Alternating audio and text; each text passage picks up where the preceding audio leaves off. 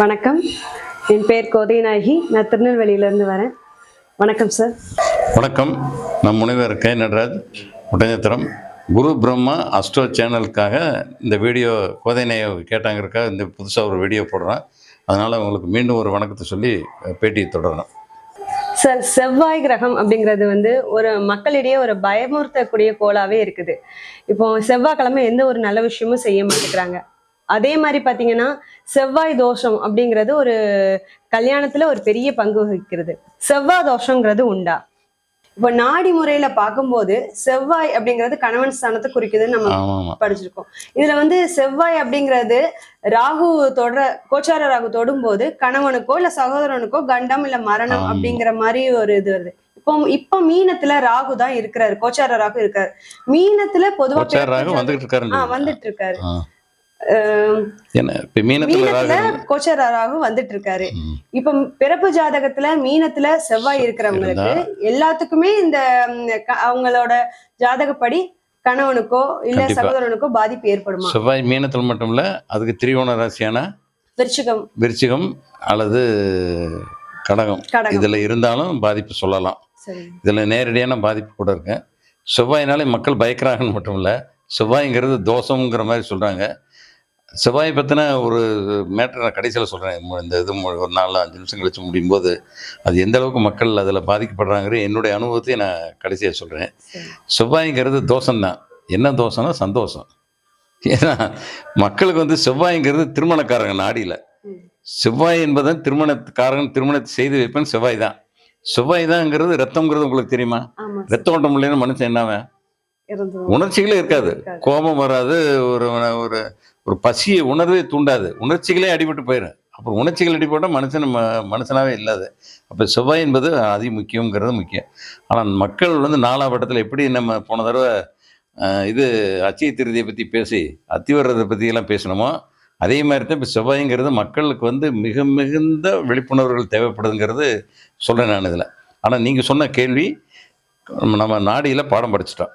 செவ்வாய் பிறந்த ஜாதகத்தில் இருக்கும் பொழுது கோச்சாரராக அந்த செவ்வாய் சந்திக்கும் போது கணவன் அல்லது சகோதரனுக்கு மரணம், ஆண்களாக இருந்தால் விபத்து, வெட்டுக்காயம். காரணம் என்ன? செவ்வாய்ங்கிற காரகம் பாதிக்கப்படுகிறது. காரகம்ங்கிறது ரத்தம்ங்கிறது மெயின். அதனால விபத்து, வெட்டுக்காயம் அதுவும் போது சக உதரம்ங்கிறது தான் ஏற்கனவே நம்ம ஒரு வீடியோவில் பேசியிருக்கேன். சக உதரம் தான் சகோதரம்ங்கிறது. அப்போ நமக்கே ஒரு ஆபத்து அல்லது நம்முடைய சகோதரனுக்கு ஆபத்துங்கிற மாதிரி கொண்டு வந்துட்டேன். ஆனால் அதே நேரத்தில் ஒவ்வொரு கிரகத்துக்கு அனிமேட் இன்அனிமேட்னு பிரித்து வைக்கிறான். ஏற்கனவே ஒவ்வொரு பிளானட் செவ்வாய்ங்கிறது அனிமேட் எதுன்னு கேட்டிங்கன்னா கணவன், சகோதரன், இந்த மாதிரி சொல்கிறான். இன்அனிமேட்டுங்கிறது பூமி. இப்போ இதே கேள்வி ஒருத்தர் எப்போ சார் எனக்கு பூமி விற்கும்? பூமிங்கிறது செவ்வாய், புதன்கிறது பிளாட்டு. எப்படி போன இதில் கேட்டீங்களே கட்டி தங்கம், குரு சுக்கிரன் மாதிரி பெரிய லேண்டு சார் என்னுடைய தோட்டம் விற்குமான்னு கேட்டான்னா செவ்வாய் ராகு வந்ததுன்னா அதே பதில நம்ம சந்தோஷமா சொல்லுவோம், இவ செவ்வாய் ராகுன்னு. இதே எனக்கு கணவனுக்கு மரணமான்னு கேட்டாங்கன்னு சொன்னால் அவங்க சொல்லித்தான் ஆகணும். இதில் சில நீங்கள் வர்ற கஸ்டமர் வருத்தப்படுவாங்க. அதில் பதில் சொல்லணும்னு நினச்சிங்கன்னா ஒரு முக்கியமான விஷயம் இருக்குது. பரிவர்த்தனை இருக்கான்னு பாருங்கள். செவ்வாய்க்கு பரிவர்த்தனை இருக்கான்ங்கிற மாதிரி பார்த்தீங்கன்னா அது தப்பிக்கப்படும். இப்போ செவ்வாய் இப்போ நீங்களே சொல்லுங்கள், உங்கள் சிந்தனைக்கு வருது. மீனத்தில் செவ்வாய் இருக்குன்னு இருக்கீங்க, அது பரிவர்த்தனையான எந்த கிரகத்தோட பரிவர்த்தனை ஆகணும்? குருவோட தான் ஆகணும். ஏன்னா அது குருவோட வீடு. அப்போ குரு ஒன்று எங்கே இருக்கணும்? விருச்சிகத்தில் இருக்கணும் அல்லது மேசத்தில் இருக்கணும். அப்போ இதுக்கு இந்த செவ்வாய் அங்கே டச் பண்ணும் பொழுது பரிவர்த்தனை ஆகும்போது குரு அங்கே வந்துடுறாரு. அப்போ இது ஒரு பாயிண்ட். இன்னொரு இதே செவ்வாய் வந்து இன்னொரு உதாரணம் சொல்லுங்க. சிம்மத்துக்கு எடுங்க. சிம்மத்துல செவ்வாய் செவ்வாய் பரிவர்த்தனை இருக்குது, மேஷத்துல சிம்மத்துல செவ்வாய் இருக்குது. இப்ப சிம்மத்துல ராகு உள்ள போகுது, கோச்சார் ராகு போகுது. சிம்மத்துல செவ்வாய் இருக்குது, பாதிக்கப்படுகிறது. அந்த கிளைமேக்ஸ் சினிமாவில் அப்படி கதாநாயகன் துரத்தும் போது இந்த வில்லன் துரத்தும் போது கதாநாயகன் காப்பாற்றுற மாதிரி இந்த பரிவர்த்தனை கிரகம் காப்பாற்றுதான்னு பாருங்க. அங்கே அதாவது மேசத்திலேயோ அல்லது விருச்சிகத்திலேயோ சூரியன் இருந்துன்னு வச்சுங்க, அது மேசத்துல இருந்தால் சூரியன் பவர், உச்ச பவர். இது போன உடனே பரிவர்த்தனையாகி என்ன ஆகுதுன்னா, இந்த சூரியன் வந்து செவ்வாய்க்கு வந்துடுது, செவ்வாய் போயிடுது. அப்போ செவ்வாய்க்கு வரக்கூடிய ஆபத்து சூரியனுக்கு போயிடுது. ஆனால் மேலோட்டமாக ஜாதகத்தை பார்த்து என்ன சொல்லுவோம், நம்ம சூரியன் பலமாக இருக்குது அப்படிமா. ஆனால் சூரியன் அடிபட்டுரு எதனால? இந்த ராகுனால. எல்லாத்துக்கும் மேலே ஒரு கண்டிஷன் என்னன்னு கேட்டிங்கன்னா, இந்த பிறந்த ஜாதகத்தில் ராகு கூட திரிகோணத்தில் சேர்ந்தோ செவ்வாய் இருக்கணும். செவ்வாய் இருந்ததுன்னா தான் அது சொல்லணும். அப்படி இல்லைன்னா இருக்கும், லைட்டாக பாதிக்கு. இதை இப்போ நீங்கள் எப்படி பலன் சொல்லணும்னு கேட்டிங்கன்னா, இப்போ செவ்வாய் இருக்குது, திருமணம் பண்ணலாமான்னு ஒருத்தர் வந்து கேட்டாங்கன்னு சொன்னீங்கன்னா, பெண்களாக இருந்தால் குறிப்பாக இந்த கோச்சாரராக செவ்வாயை கிராஸ் பண்ணவர் கல்யாணம் பண்ணுங்கன்னு சொல்லிடுங்க. நல்லதே கெட்டது எதுக்கு நம்ம ஒரு அந்த காலகட்டத்தை கடத்தி விட்டலாம். ஆக இந்த ஒரு விஷயம் செவ்வாய் எந்த பக்கம் போகிறது. அதனால் செவ்வாய் தோஷங்கிறது மக்களுக்கு பயக்க வேண்டாம். இப்போ நான் வந்து உங்களுக்கு பதில் சொல்லிடுறேன், தமாசாவை ஏதோ ஒன்று சொல்லிடுறேன், நீங்கள் கேட்குறீங்க. ஆனால் நீங்கள் பொதுமக்கள் சொல்லும்போது அவங்களாம் உயிர் பயத்தில் வந்து கேட்பாங்க. அவங்களுக்கு நீங்கள் பதில் சொல்ல வேண்டியது என்னன்னு கேட்டிங்கன்னா, செவ்வாய் ஆக்சுவலாக வந்து தோஷம் நம்மளுக்கு இல்லை, செவ்வாய்க்கு வேணால் தோஷம் இருக்கு. செவ்வாய் தோஷம்னு என்ன நீ சொல்லுங்கள், செவ்வாய்னா என்ன? எது 2 4 8 எது லக்னத்துக்கோ சந்திரனுக்கோ இருந்தால் தோஷம். நான் என்ன சொல்கிறேன், செவ்வாய்க்கு 2 4 8 இருந்தால் ஏன், அதுக்கு அடிப்படை காரணம் ஏற்கனவே ஒரு வீடியோவில் பேசிட்டான். ஏன்னா செவ்வாய்ங்கிறது 2ங்கிறது என்ன, வாக்குஸ்தானம். அப்போ ஒரு பெண்கள் வந்து வாயாடின்னு சொல்லிடுவாங்க, அதனால் அது கெடுதல்னு சொல்லி வச்சேன். 4ஆம் இடம் சுகஸ்தானம். அப்போ சுகம் அடிபட்டு போனால் தாம்பத்திய சுகம் போயிடுச்சுன்னு வச்சேன். ஏற்கனவே நம்ம போட்ட வீடியோ தான். 8ன்னு சொல்லும்போது 7ஆம் இடத்துக்கு 2ஆம் இடம் பாங்கிலி ஸ்தானம் சொல்லி கொண்டு போயிடுறான். அதனால் இந்த இடங்களில் செவ்வாய் இருந்தால் இந்த இடங்கள்லாம் பாதிக்கப்படுங்கிற மாதிரி கொண்டு வந்துட்டாங்களே தவிர, ஆனால் ஆக்சுவலாக வந்து அது பாதிப்பு. ஏன்னா இயற்கையாகவே வந்து ஒரு இயற்கை பாவமான கிரகம் தான் செவ்வாய்ங்கிறது. செவ்வாய் சூரியன் சனி எல்லாம் இருக்குது. ஆனால் வந்து இந்த திருமணக்காரங்கிற முறையில் செவ்வாய் தான் எடுக்கிறோம், மங்களக்காரன் வச்சுறோம், இத்தனையும் சொல்கிறான். செவ்வாய் சொல்லும் பொழுது செவ்வாயினுடைய ஒரு ஒரு தாக்கம் நமக்கு வந்து ஒரு மனிதனுக்கு அதிகமாக இருக்க வரைக்கும் தான் அவனோட வீரியமும் கோபமும் பசியும் காமமும் எல்லாம் இல்லைன்னா வாழ்க்கையெல்லாம் போயிடும். அதனால தான் இப்போ நம்ம என்ன சொல்லணும்னா, செவ்வாய் ராகு சந்திக்க போகுது, பரிவர்த்தனை இருக்கான்னு பாருட்டேன். அல்லது எதுக்கு விபத்து வரப்போகுதுன்னு தெரிஞ்சால் ரத்த தானம் பண்ண சொல்லுங்க.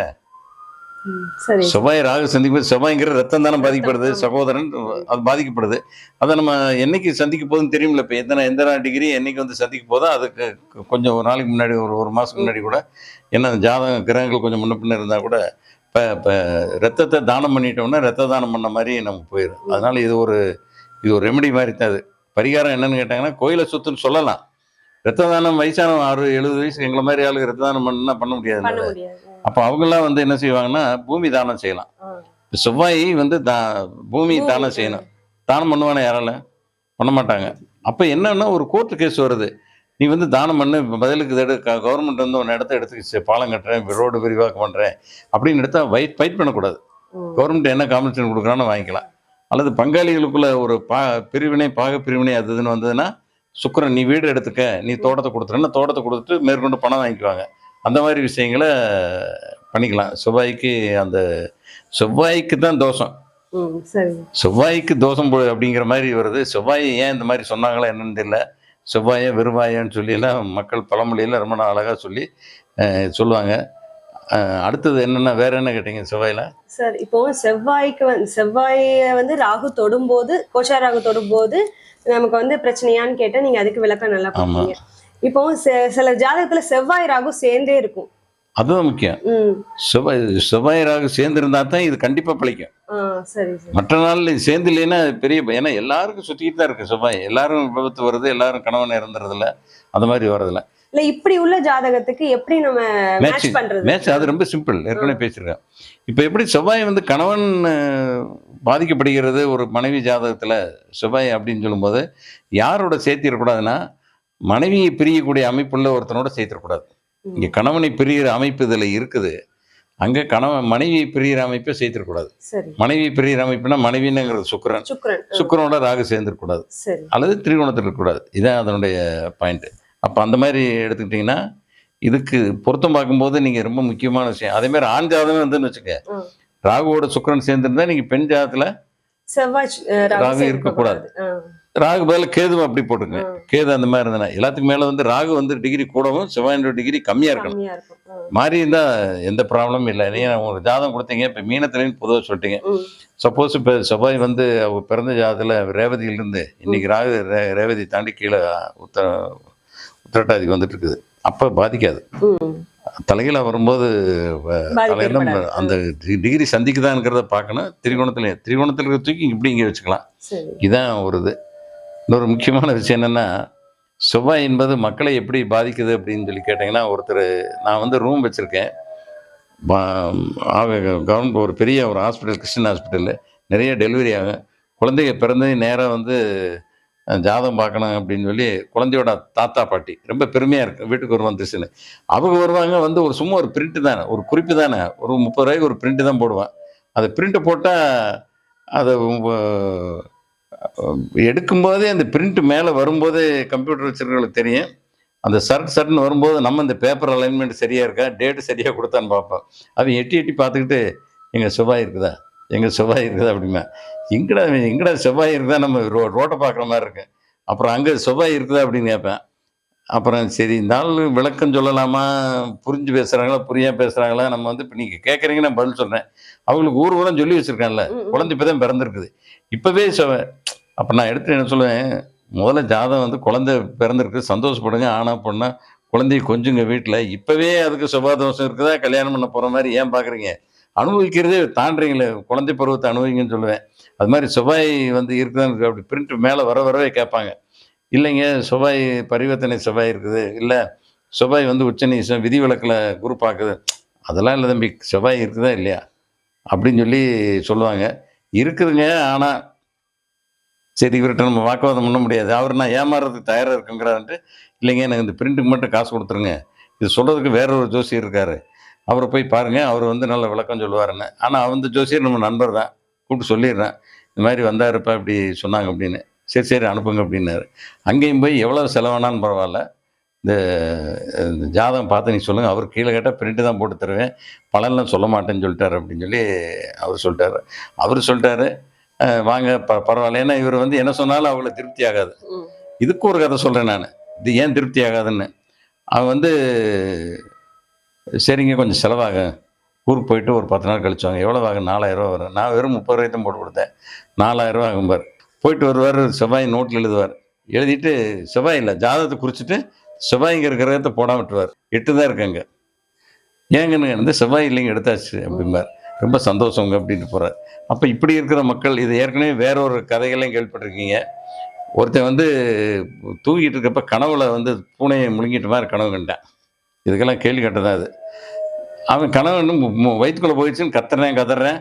அட இல்லைடா, என்ன இல்லை நான் முழுங்கிட்டேன், வயிற்றுக்குள்ளே இருக்குது, வயிறு வீங்கிற மாதிரி இருக்குன்னு சொல்லி அவங்க அப்பா அம்மா பார்த்துக்கு ஒரு டாக்டரை கூப்பிட்டு வந்தால் இது மனோதத்துவ வைத்தியம் தான். அது பார்க்குறாங்க பூனையை, என்னடா உள்ள முழுங்கிட்டானே அப்படின்னு. இல்லை ஆமாம்மா, ஒரு ஸ்கேன் எடுத்து பார்த்தேன் இருக்குதுன்னு சொல்லி பூனை மாதிரி படம் வந்து எக்ஸ்ரே எடுத்து கொடுத்தா இவரே வரைஞ்சிட்டு வந்துட்டார், வேறு பூனை இருக்குது அப்படின்னு. பார்த்தீங்களா நான் சொல்லி கேட்கல இருக்குன்னு. சரி படுப்ப ஒரு ஆப்ரேஷன் பண்ணிடல, சும்மானாலும் ஒரு ஊசி போட்டு டபக்குன்னு போரை தூக்கி ஒரு பூனை ஓட விட்டார். ஒரு நர்ஸை பூனை பிடிச்சிட்டு சொல்லி, இதே ஒரு பூனை கதை தான், பிடிச்சிருந்து ஓட விட்டார். இவன் எந்திரிச்சுக்கு வர்ற பூனை பிடிச்சாச்சு, இந்த பூனை தான் திருப்பி கத்துனானா, ஏங்க நான் முழுங்கினது கருப்பு பூனைங்க, இது வெள்ளை பூனை போச்சு அப்படின்னு சொல்லி சொல்லுவான்னு. இந்த மாதிரி மக்கள் வந்து அறியாமையில் இருக்கும்போது எப்படி இந்த டாக்டர் வந்து அவனை மனதத்துவத்துக்கு தீர்க்கிறாரோ, அதேமாரி நம்மளும் வந்து அவங்கள செவ்வாய் சொல்லணும். இல்லைன்னா என்ன பண்ணுறது, அந்த ஜோசியர் மாதிரி பண்ணி விட்டு அழிச்சு கொடுத்துட்டு பணத்துக்கு வேறு 4000 போகுதுல்ல. இதுதான் மக்கள் வந்து ரொம்ப மக்கள் ஏறி விழுந்தா இதுதான் நான் ஏற்கனவே சொல்கிறேன். மக்கள் தான் வந்து இல்லை தயாரானு, யாருமே வந்து வருவேன் நம்மளை ஏமாத்தலாம் காசு கொடுக்கலான்னு எந்த ஜோசியரும் கிடையாது. அதனால் இது ஒரு முக்கியமான பாயிண்ட்டு தான். வணக்கம்.